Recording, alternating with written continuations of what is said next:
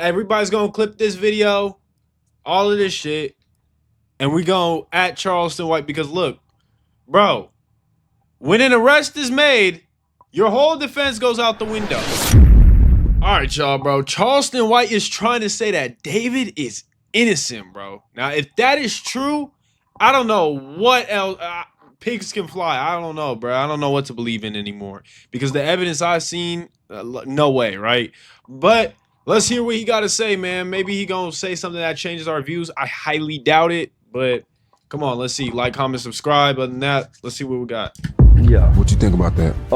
He didn't do it. Just like that, in very clear words, Charleston White declared David innocent, and he backed it up with proof that no one saw coming. You would be shocked to know the evidence he revealed, turning the entire case upside down and leaving everyone questioning what they thought was true.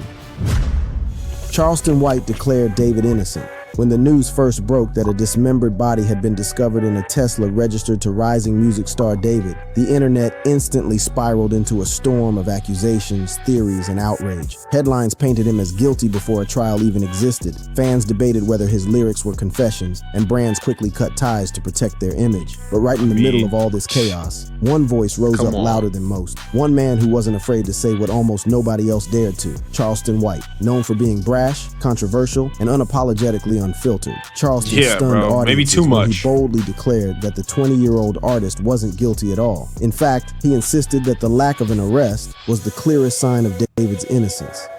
Yeah. A lack of arrest, bro. What? He didn't do it. Fuck out of here. All the evidence that's out there. Come on, it wasn't bro. just a casual statement. Charleston doubled down with logic that, to him, was undeniable. He argued that in America, especially for young black men, people are arrested on far less evidence every single day. If law enforcement truly had solid proof against David, Charleston insisted, he'd already be behind bars. They arrested... Bro, that's such a stupid, flimsy piece of evidence. It's obviously finna vary from state to state, man. Maybe you live in a more segregated, racially motivated place like in the deep south or somewhere, whatever, like, you know, maybe even Texas where he's at. But still, like, they just don't have clear enough evidence for that. That's a big controversial case. They're gonna need something like perfect to nail him with.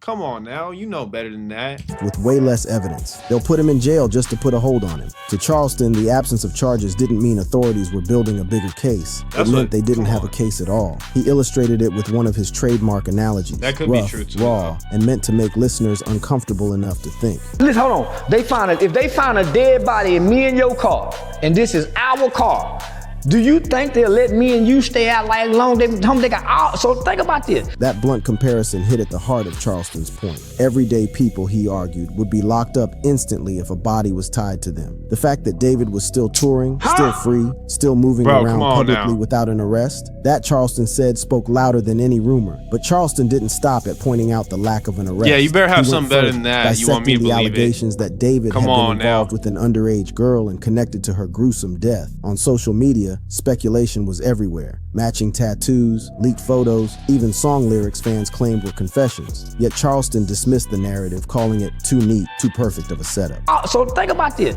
If they got all this information on him dating a minor, an underage kid, and she looked like a white girl, mixed girl, what they let just stay free like this? The way Charleston framed it. Bro, if you ever, like, people don't understand this. Like, you can't get somebody on a sexual assault charge just for purely dating a minor. Like, if you're in like a state like mine, California, they need to have literal proof that it is a sexual relationship.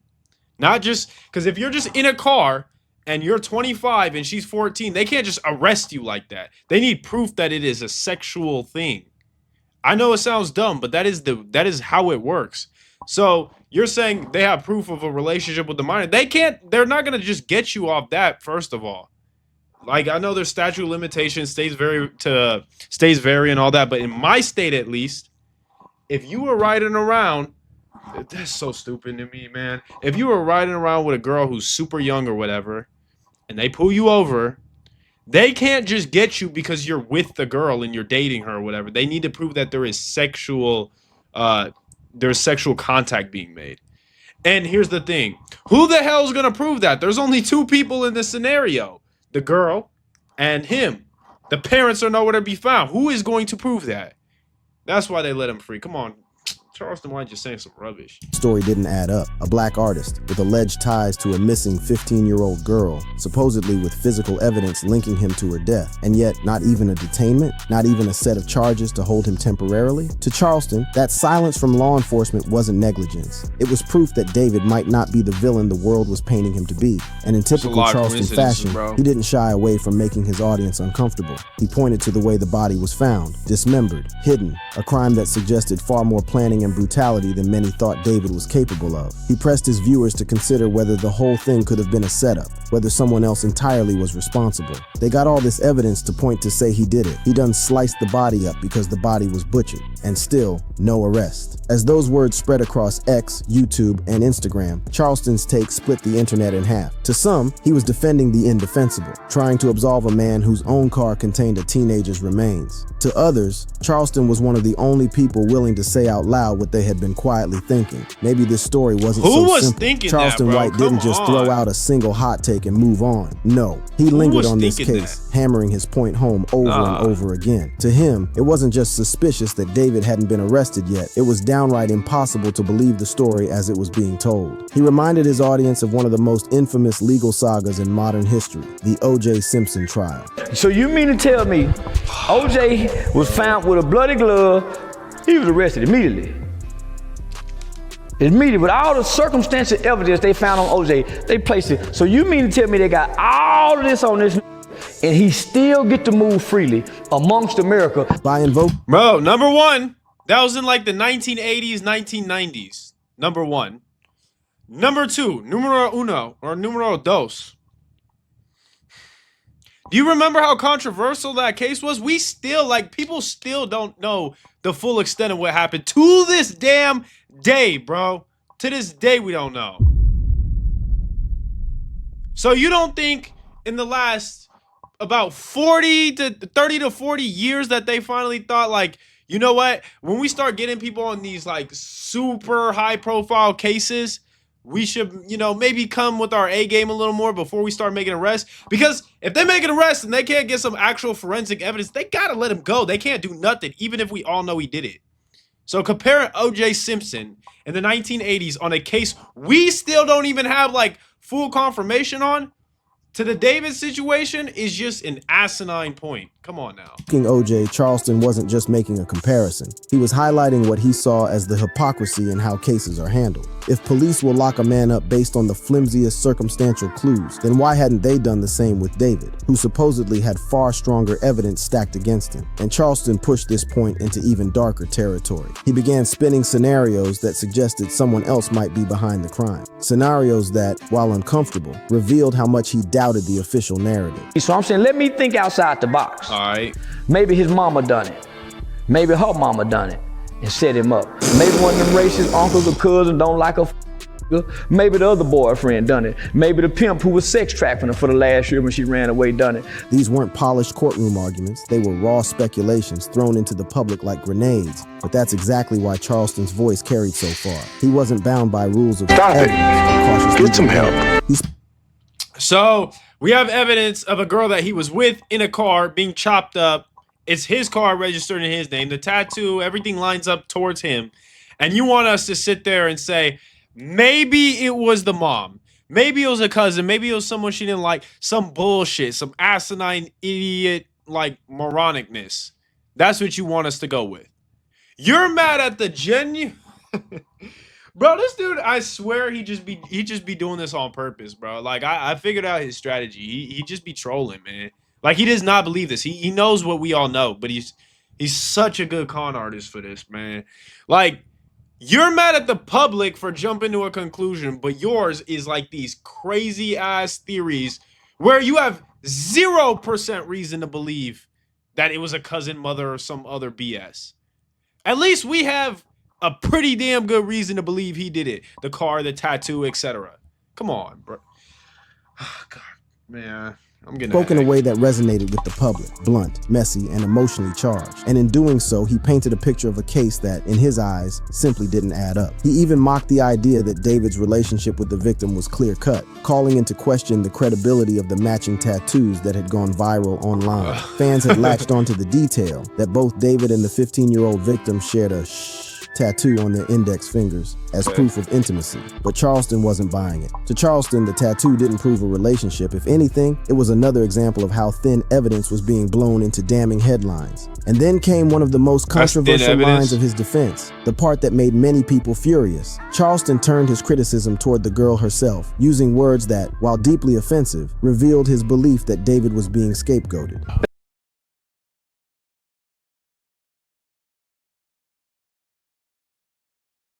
And I know they said, man, he wrong for calling her a little hoe, but she was. Little girl don't run away from home. Little hoes and little bitches do. That statement wasn't just harsh, it was a bombshell. Critics accused him of blaming the victim, of excusing David by attacking a child who could no longer defend herself. Bro, she was 14. I don't care what you want to call her. She was 14. What does that have? Even if with your asinine, stupid point, she's 14. What? She ran away from home. Whatever. Dysfunctional. That means like what? She should end up chopped up in an electric vehicle in a tow yard. What? Like the points you're trying to connect, they don't connect. What are you talking about? Oh my gosh, bro. This is. I thought he was gonna come with like some crazy forensic evidence, some secret documents. He's coming with a bunch of speculation, and it don't even add up to nothing. It's just like. Bro, you have proved 0% of anything. But Charleston's defenders argued that he wasn't excusing anything. He was trying to flip the narrative, to force people to ask whether the story being told about David was too one-sided. And in Charleston's world, uncomfortable questions were better than blind acceptance. He hammered home the racial angle again and again, making it the foundation of his entire defense. They don't let black men get away with these kind of crimes, not in America. That line echoed across social media. But you just brought up O.J. Simpson. Logic. If a young black man really had got away with it for a long time, he wouldn't be free. The fact that David was still out in the world, P. Diddy got away with stuff for a long time, meant something deeper was at play. R. Kelly got away with what he did for a long time. My point is, even if it's not even if they do get arrested eventually, like a lot of look, there's black people, but then there's celebrity black people. People who are high profile, people who are in the media, they get away with a lot more than normal black people. So let's get out of here with that. It's not just black and white anymore. When you get to that kind of level and you're dealing with celebrities, like trust me, celebrities of all races get away with a lot more than normal people. That's why P. Diddy got away with what he got away with for so long. R. Kelly. That's why O.J. Simpson, I still don't even know that whole thing. There is a lot of black musicians that have gotten away with quite a bit of shit, bro. That was an asinine, terrible point. Again. Come on, bro.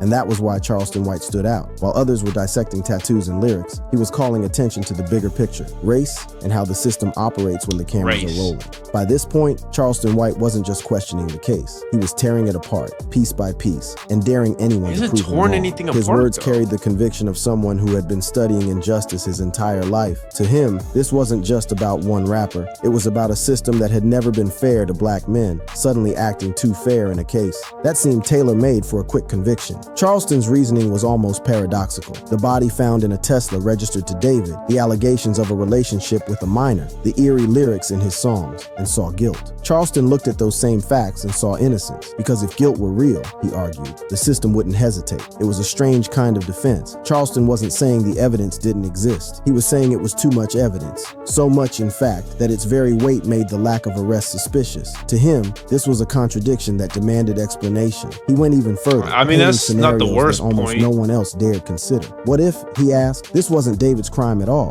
What if it was a setup, carefully constructed to look airtight, but in reality... Yeah, I get that point, but what I've been saying the whole time is like, we have way more reason to believe that he did this because we have 0% reason to believe that it was a setup or any of that. We have no evidence of a setup.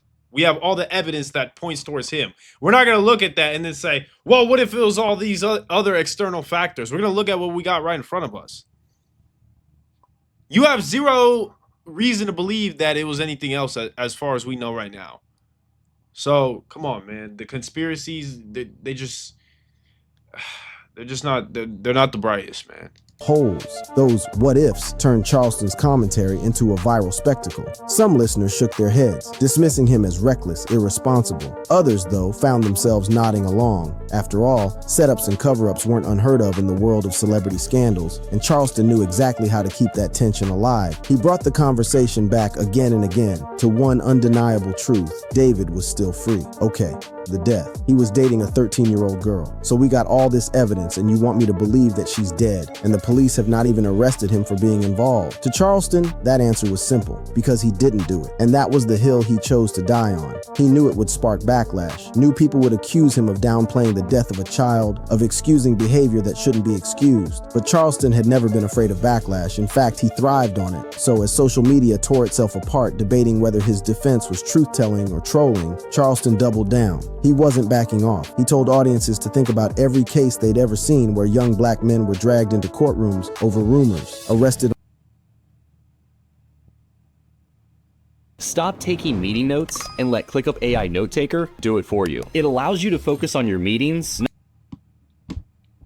on suspicion, locked away on maybe and probably. And now, here was a case stacked with DNA, tattoos, songs, cars, and headlines, and still no arrest. To Charleston White, that was— So pretty much your whole defense goes out the window when an arrest is made. Okay, good. You know, we're gonna do